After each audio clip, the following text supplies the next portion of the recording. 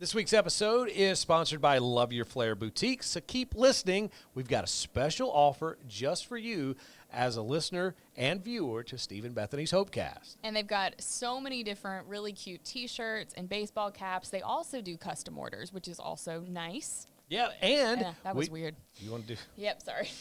This part that you're recording now, is that what you want me to put in the ad, or you can keep that at the front of the episode, yeah. Yeah, in fact... You know what? We've got another episode that's got that in there. We'll just copy and paste that. So let's just start with the episode description. It may surprise. So I'll handle that, TJ, because I'll go back and cut it and paste and do that. So we'll just start with this. We'll start with where are we? Here, Bayside you to learn. Okay. All right, here we go. You ready?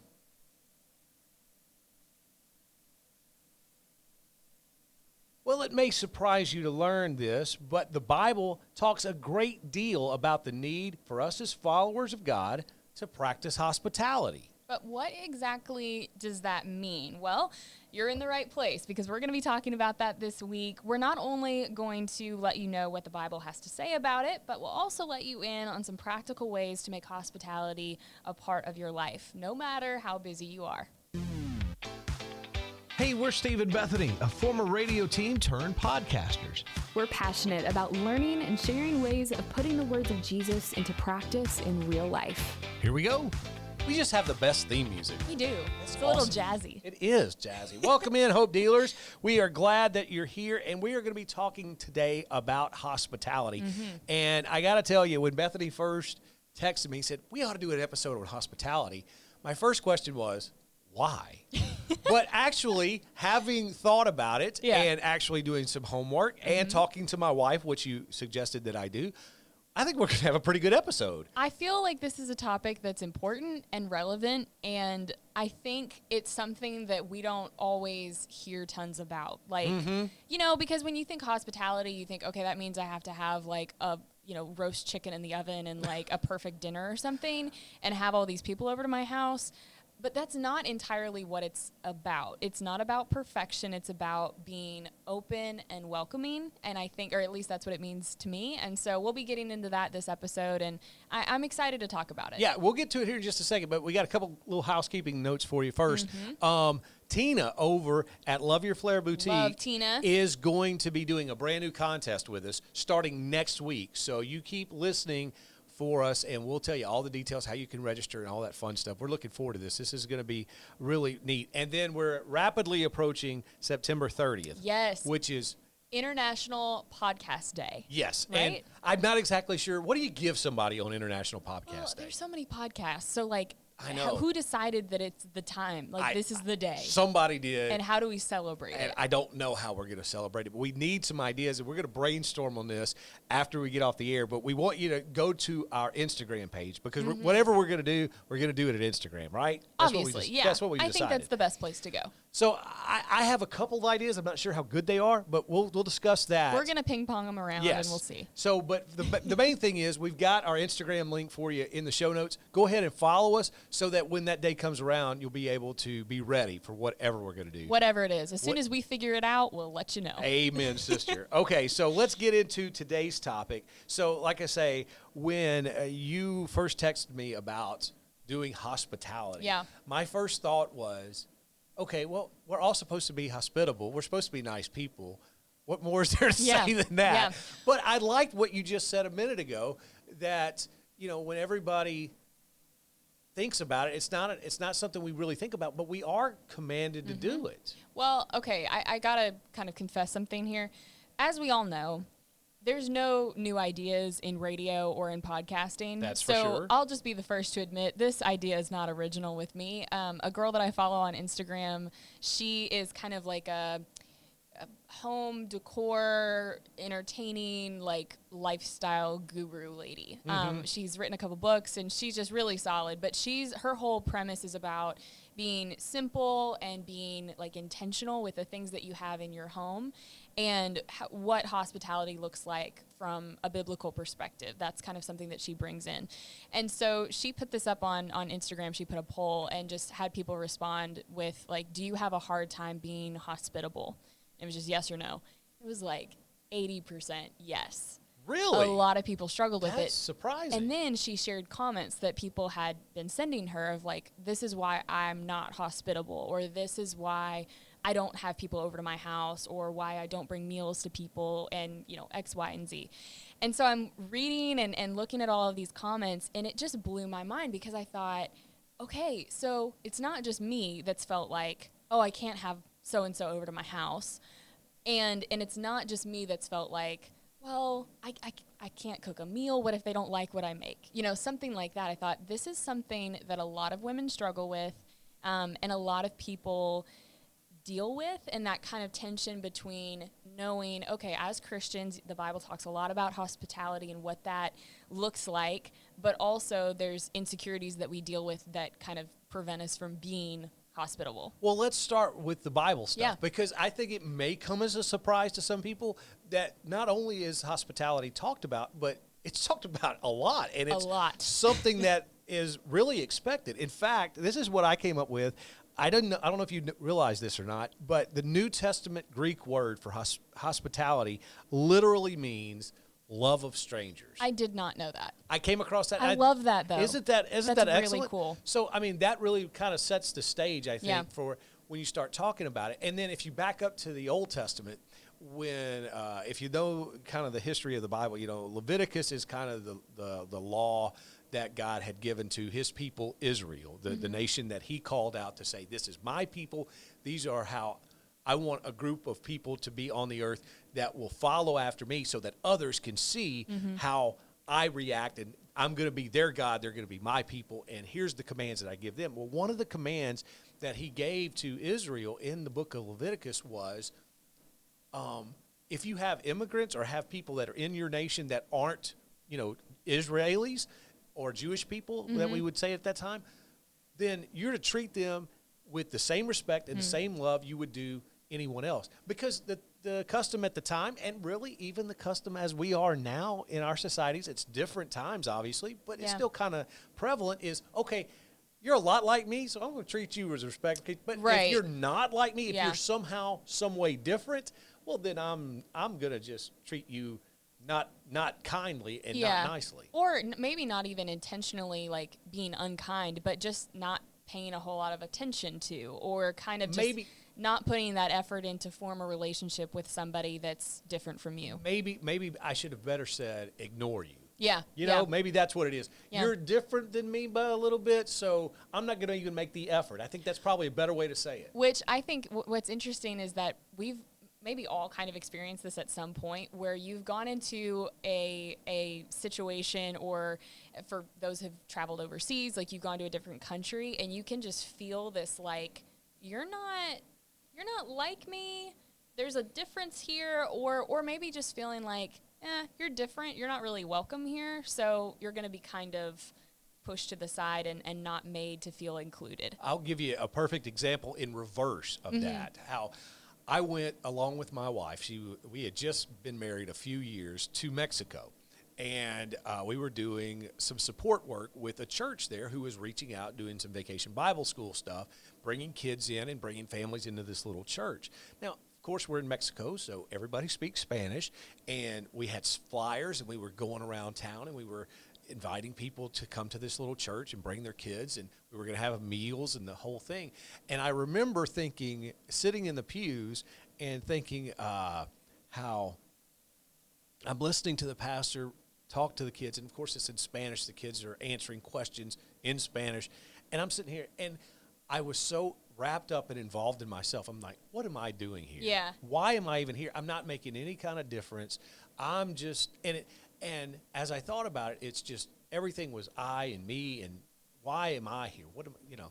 And I started thinking, and then it was almost like God just kind of smacked me, and he said, which we all need sometimes.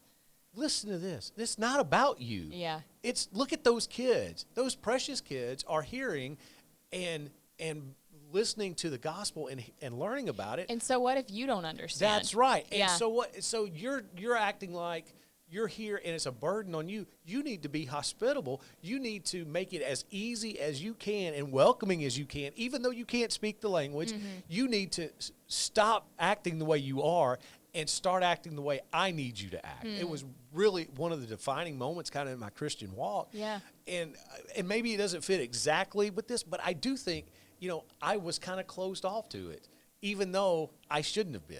Well, and I think, too, we all have memories of feeling really welcomed. Yeah. Whether it's going to your grandma's house, or I think of, my husband has spent a lot of time in Costa Rica doing mission work there, and every time he would come back from going on a mission trip to Costa Rica, he would come back and say, like, the people there will nearly grab you off the street and just be like, come eat dinner with us. Like, that they're that welcoming and that willing to sacrifice, maybe even financially, because, they're buying more food for more people, but they are so welcoming and so willing to have people into their home.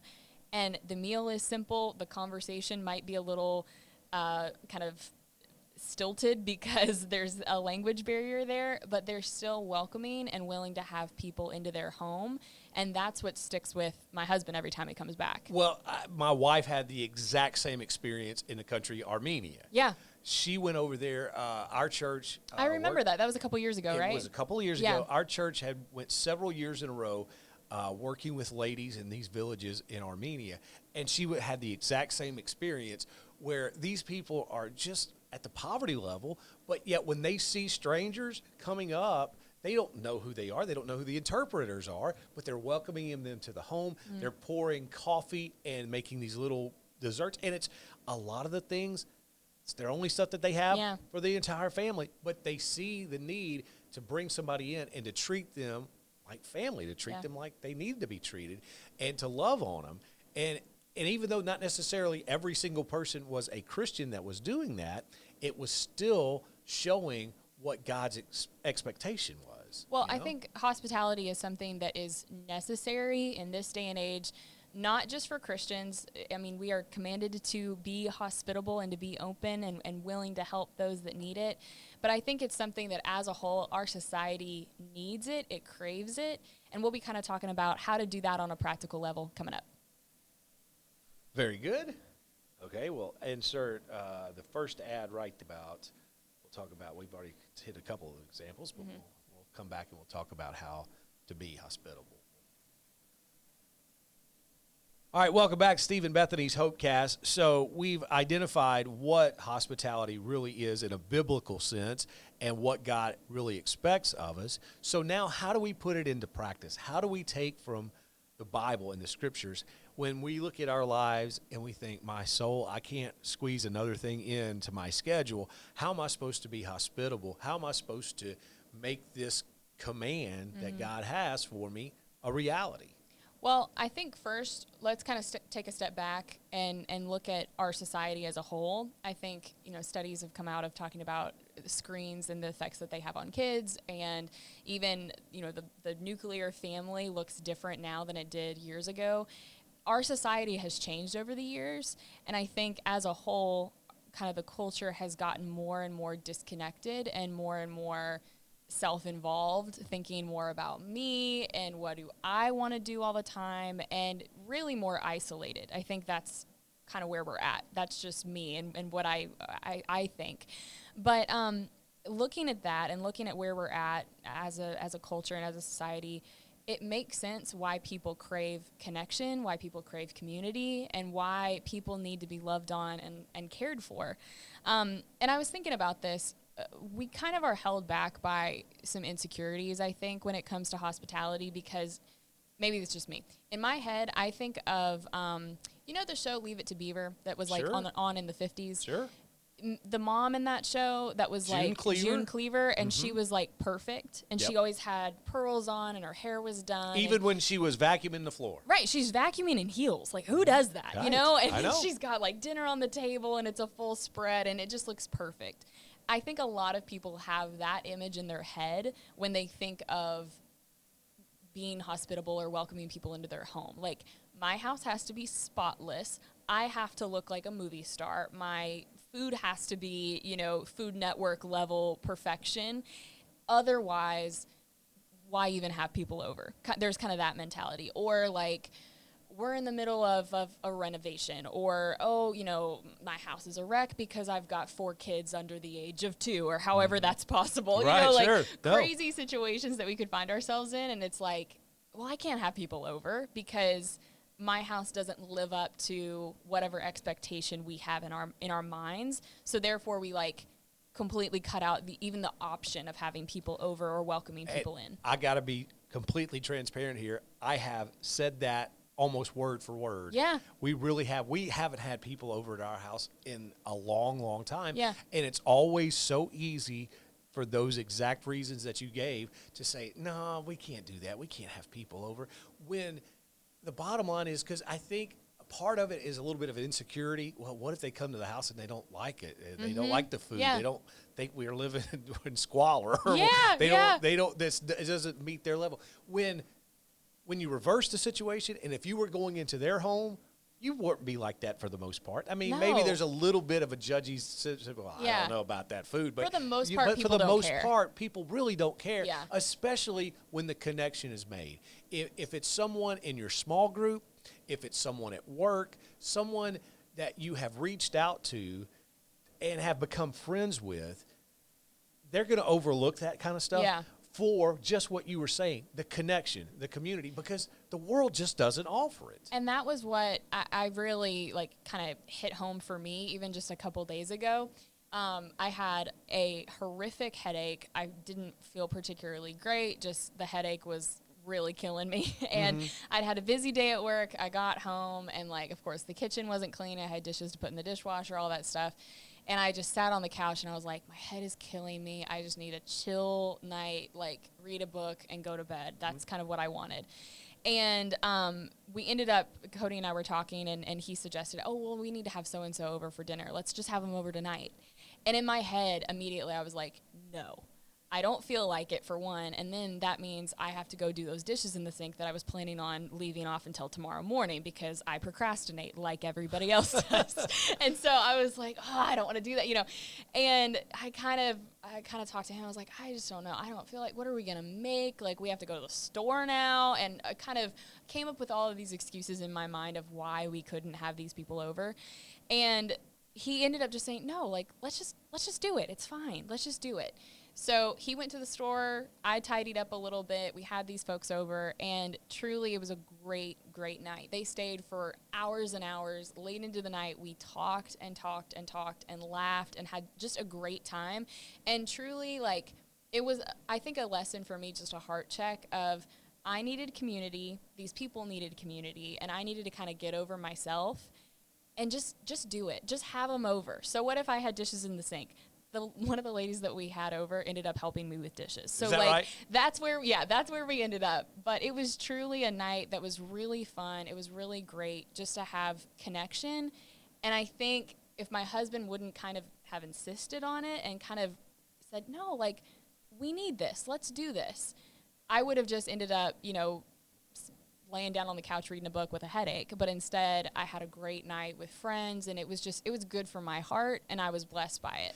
And here's the thing I think a lot of people may kind of withdraw about having people over to the house. And, okay, what are we going to do? You know, all of a sudden we've got to come up and be these entertainers. We've got to be Martha Stewart. Yeah. No, you don't. I mean, even if it's for something as simple, if you're a bunch of guys, you would do a fantasy football draft, or if it's, you know, coming over just to do like what you did, play some board games, watch a movie, whatever, just to do it. I think that is so important, just to say, you know what? Let's do it. Yeah. And look, I'm saying that haven't had people in our house in a long time. Now, I will say this, and I'll make a promise to you here and everybody listening on the podcast. We can't have anybody at our house now. We're completely in the middle of renovation now.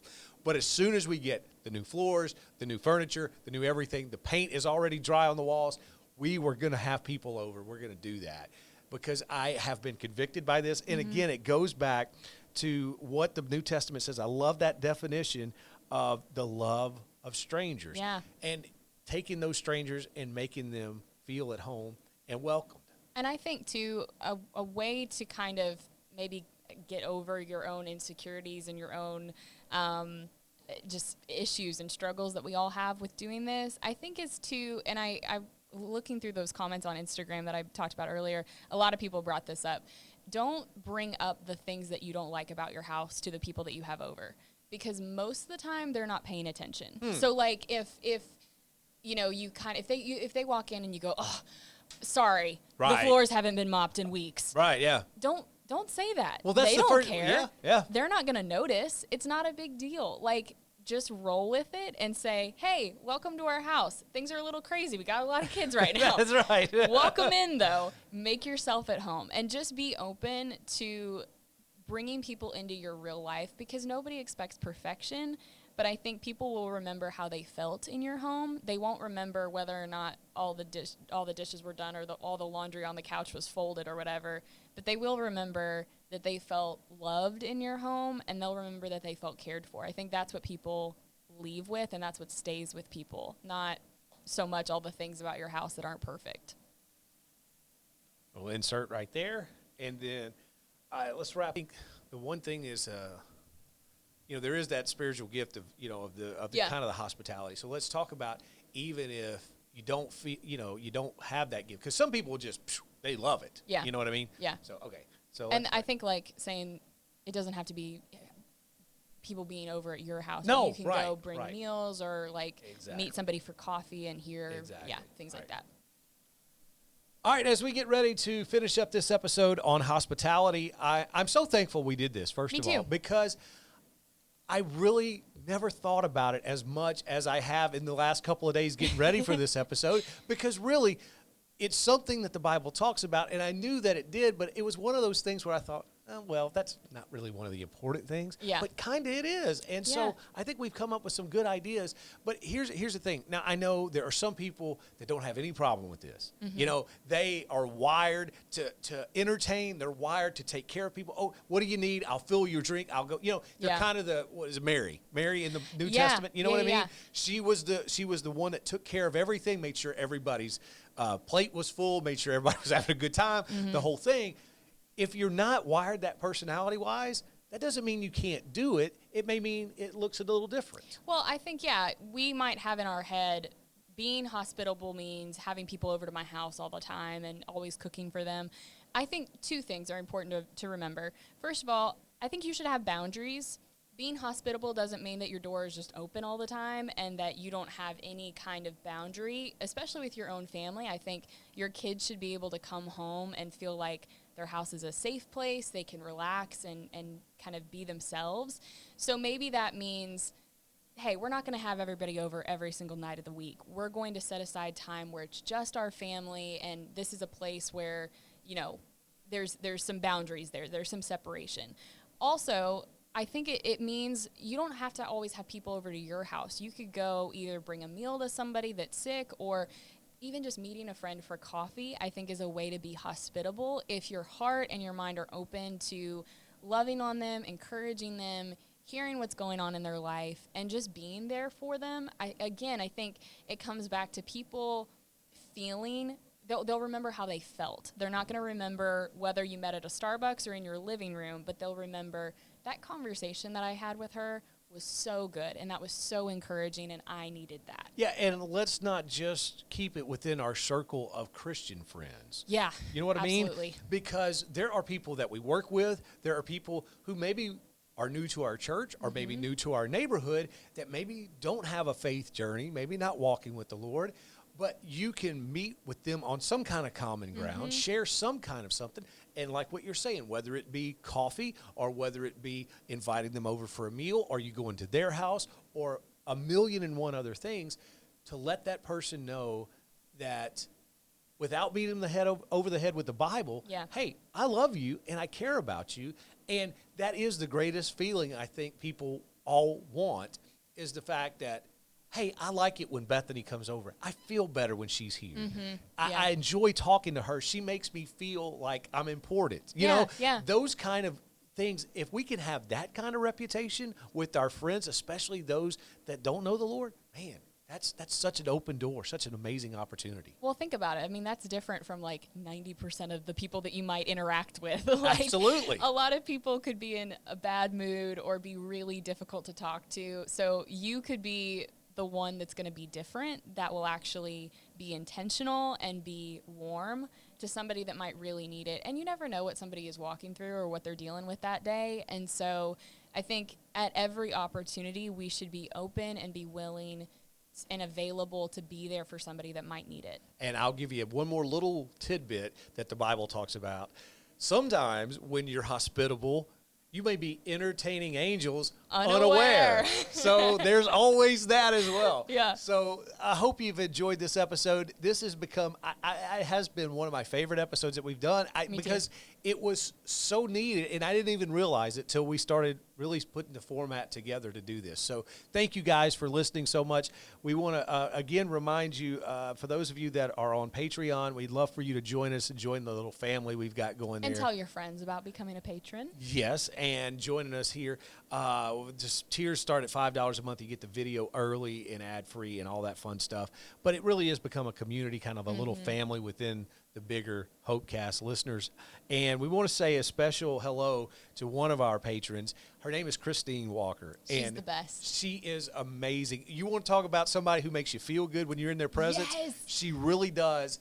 And she is an amazing lady. She is a business owner, but she's also very involved with adoption. She's a big advocate. She's a single mom that's adopted some kids, and she's very involved in our state as far as making sure not only kids find homes, but foster care too, and that the Immerse program, which is kids aging out of foster care. Yes, when they age out of the system. I mean, she's involved in all areas of that. She has a lot of fires going, and she really keeps does. all the plates spinning. And she's one of those people who is a tremendous boss. She's like the ultimate boss, because I've been around her in work situations where she's dealing with her employees. You know, I kid about being solutions-oriented. Right. She really is. She sits down and she figures out, okay, here's a problem that we have. How are we going to fix it? She gets input from everybody. I mean, she's just the greatest. And she really is a neat lady, and we're proud and happy to have her aboard as Thankful a patron. for her. Absolutely. So, Christine, thank you for all that you do in your world, in your sphere,